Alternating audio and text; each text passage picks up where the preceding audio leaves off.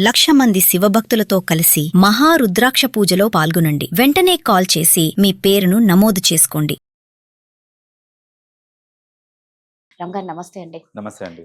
రామ్ గారు, మనం గత వీడియోలో మాట్లాడుకున్నాం. అంటే కొడుకు తల్లి మీద ఇలా అత్యాచారం చేయబోతే ఇలా అనేసి. అంటే ఫస్ట్ థింగ్ నాకు అది చేసినప్పుడు అనిపించింది, నిజంగా ప్రతి ఇంట్లో అన్నా చెల్లెలు, ఒక అబ్బాయి ఒక అమ్మాయి ఉన్నారనుకోండి, నిజంగా అన్నా చెల్లెళ్ళు ఎలా ఉండాలి, ఎన్ని ఇయర్స్ వరకు అంటే చాలా క్లోజ్గా ఉండొచ్చు, ఏమైనా చేయొచ్చు. ఒక ఏజ్ అనేది వచ్చిన తర్వాత ఎలా ఉండాలి, తండ్రి కూతురుతో ఎలా ఉండాలి, తల్లి కొడుకుతో ఎలా ఉండాలి అనేది చాలా ఇంపార్టెంట్.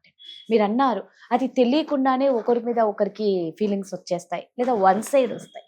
సో ఇవన్నీ విన్నప్పుడు నాకు అనిపించింది, కొంతమంది చాలా చనువుగా చాలా క్లోజ్గా ఒక ఏజ్ వచ్చిన తర్వాత ఎలా ఉండాలి అనేది కాకుండా చూసే వాళ్ళకు కొంచెం ఇబ్బందిగా కూడా ఉంటుంది. అఫ్కోర్స్ నువ్వు తల్లి కొడుకే ఉండొచ్చు, ఇలా పట్టుకోవడం కానీ కాలు వేసి పడుకోవడం కానీ, నిజంగా అది కరెక్టేనా అలా చెయ్యడం? ఇది నేను మాట్లాడితే మళ్ళీ తప్పుగా అనుకుంటారేమో, కానీ అంటే ఇప్పుడు జరుగుతున్న ఇవన్నీ చూస్తే ఒక ఏజ్ వచ్చాక ఒక బార్డర్ పెట్టాలేమో అని అనిపిస్తుంది. డెఫినెట్ గా అండి. ఫిజికల్ డిస్టెన్సింగ్ అనేది అసలు ఎంతవరకు అప్రోప్రియేట్ గా ఉండొచ్చు, అది టచ్ వైజ్ కానివ్వండి, హగ్ చేసుకోవడం కానివ్వండి, తండ్రి కూతురైనా సరే అండి. ఆబ్వియస్లీ ఏంటంటే వయసు పెరుగుతున్న కొద్దీ ఆ రెస్ట్రిక్షన్స్ రావడం చాలా ఇంపార్టెంట్ అండి. లైక్ అసలు ఏ లెవెల్ వరకు అని అంటే మనం చూస్తూ ఉంటాం జనరలీ, ఒక ఏజ్ వచ్చిన తర్వాత అమ్మాయి అయితే కనుక అసలు ఫాదర్ ఆ రూమ్ లో పడుకుంటున్నాడు అని అంటే she should not be there. ఒక సర్టెన్ ఏజ్ వచ్చిన తర్వాత ఆ ఫాదర్ ఆ రూమ్ లో నైట్ పడుకుంటాడు అన్నప్పుడు ఆ అమ్మాయి అక్కడ పడుకోవడం is not correct. She should have separate room కావచ్చు, లేకపోతే హాల్లో పడుకోవడమో ఏదో చేయాలి. సేమ్ రూమ్ లో ఉండకూడదు. Same is the case with అబ్బాయిలతో కూడా. ఒక సర్టెన్ ఏజ్ వచ్చిన తర్వాత వాళ్ళు ఏంటంటే, ఇప్పటికీ కూడా నేను నా పేరెంట్స్ మధ్యలో పడుకుంటా, నేను లేకపోతే మా అమ్మ పక్కన పడుకుంటా నేను అని ఒక సర్టెన్ ఏజ్ వచ్చిన తర్వాత అది ఎలా చేయకూడదండి. So there should be this distancing అనమాట.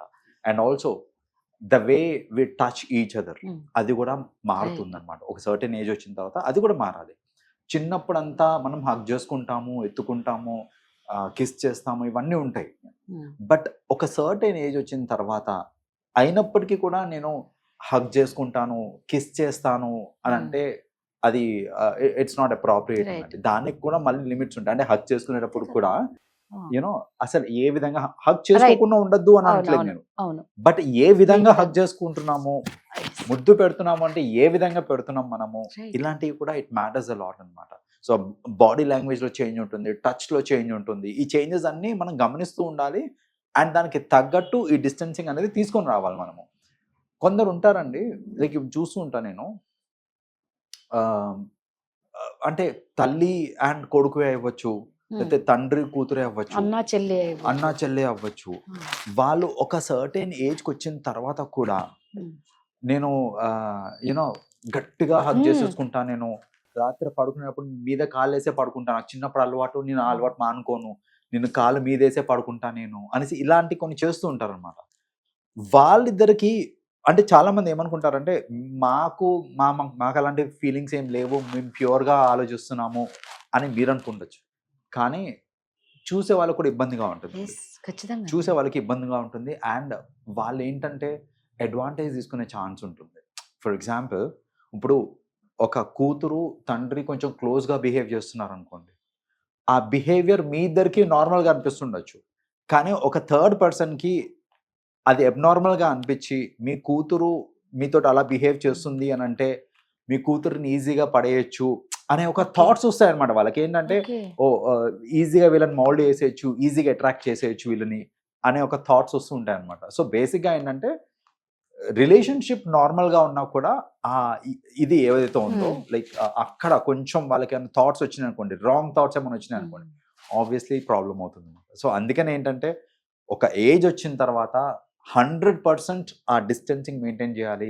ఒక సోషల్ బిహేవియర్ అనేది మనం అర్థం చేసుకొని దానికి తగ్గట్టు బిహేవ్ చేస్తే ప్రాబ్లమ్స్ ఉండవు. అందుకే అండి, మామూలుగా అప్పట్లో ఒక ఏజ్ వచ్చిన తర్వాత అన్నా చెల్లెల్ని పక్కన పక్కన పడుకోబెట్టడం కానీ అసలు లేకుండా కొన్ని ఫ్యామిలీస్ చాలా స్ట్రిక్ట్ గా ఉంటాయి.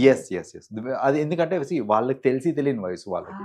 సో వాళ్ళకి ఏంటంటే ఆపర్చునిటీ ఉంది కదా అనేసి దాన్ని మిస్యూజ్ చేసుకునే ఛాన్స్ ఉంటుంది. కాబట్టి పేరెంట్స్ స్ట్రిక్ట్ గా ఉండాలి ఇలాంటి మ్యాటర్స్ లో. లైక్ యూనో వాళ్ళ సిబ్లింగ్సే అవ్వచ్చు, మీ దృష్టిలో వాళ్ళ సిబ్లింగ్సే, కానీ ఒక పర్టికులర్ ఏజ్ వచ్చినాక థాట్స్ చేంజ్ అవుతూ ఉంటాయి. కాబట్టి మనం స్ట్రిక్ట్ గా ఉండి వాళ్ళకి అలాంటి ఛాన్స్ లేకుండా ఉండడం అనేది అది మన బాధ్యత యాజ్ పేరెంట్స్. నిజంగా దట్టు ఒక 2 years gap, 3 years gap, 1 year gap తో పిల్లలు ఉంటారు.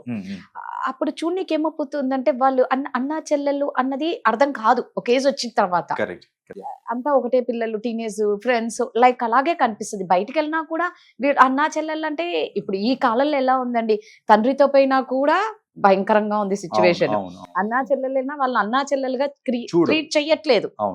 అలాంటప్పుడు నిజంగా ఇక్కడ ఫస్ట్ ఇంట్లో పేరెంట్సే చాలా చెప్పాలేమో పిల్లలకి, ఒక ఏజ్ నుంచి ఈ ఏజ్ లో నువ్వు ఇలా ఉండాలి నాన్న, మీరు ఇలా ఉండాలి, మీరు ఆడుకోవాలి, ఆ టచింగ్ అనేది కూడా ప్రతిదీ చెప్పాలేమో కదా. ఆబ్వియస్లీ చెప్పాలని చెప్పే what is appropriate, what is not appropriate అని చెప్తేనే వాళ్ళకి అర్థమవుతుంది. చెప్పలేదు అని అంటే కనుక ఆబ్వియస్లీ వాళ్ళకి తెలియక వాళ్ళు చేసే పనులు కొన్ని ఉంటాయి. దాని వల్ల అనవసరంగా వాళ్ళకి ఒక చెడ్డ పేరు రావటము, లేకపోతే లేనిపోని ఫీలింగ్స్ డెవలప్ కావటము, ఇలాంటివన్నీ అవుతూ ఉంటాయి. నిజంగా అందుకే పెద్దవాళ్ళవి అన్ని కరెక్టే అండి, వాళ్ళు చేసేవన్నీ కరెక్టా. అవన్నీ లేక, ఈ జాయింట్ ఫ్యామిలీస్ లేక, ఎవరు చూసే వాళ్ళు లేక ఇవన్నీ దారుణాలు జరుగుతున్నాయి. మామూలుగా నాకు తెలిసి చిన్న చిన్న విలేజెస్ లో అక్కడ స్ట్రిక్ట్ గా ఉంటదేమో, ఈ సిటీ కల్చర్ కి వచ్చేసరికి టోటల్లీ డిఫరెంట్ అయిపోతుందేమో. విలేజెస్ లో మనం ఎక్కడికి వెళ్తున్నాము ఏంటి, ప్లస్ జనాలందరూ మనకు తెలిసిన వాళ్ళే ఉంటారు కాబట్టి అక్కడ ఏంటంటే ఇలా ఏదైనా మిస్యూజ్ చేసుకోవాలి అని అన్నా కూడా అంత ఈజీగా మిస్యూజ్ చేసుకోరు, భయం ఉంటుంది. నలుగురు చూస్తున్నారు అండ్ ఏ విషయం అన్నా ఈజీగా స్ప్రెడ్ అయిపోతుంది. సిటీస్ లో ఏంటంటే అసలు మన నేబర్స్ కే తెలియదు అసలు ఎవరున్నారు, ఇక మన ఇంట్లో ఎవరు ఉంటున్నారు, ఏంటి ఏం జరుగుతుంది అనేసి. సో ఇక్కడ ఏంటంటే మీరు ఏం చేసినా సరే అంత ఈజీగా స్ప్రెడ్ అయ్యే స్కోప్ లేదు కాబట్టి ఆబ్వియస్లీ ఇక్కడ సిటీస్ లో అలాంటి దానికి ఎక్కువ ఉంది అన్నమాట. అందుకే అంటే మామూలుగా అంటుంటారు చూడండి, కట్టుబాట్లు సాంప్రదాయాలు ఇవన్నీ చిన్న చిన్న ఊర్లలో, గ్రామాల్లో, పల్లెటూర్లలోనే బాగుంటాయి అని. సో నిజంగా హైదరాబాద్ లో కూడా ఉంటే మీరు అన్నట్లు పేరెంట్స్ చెప్పడంలో ఉంది. Thank you. You welcome.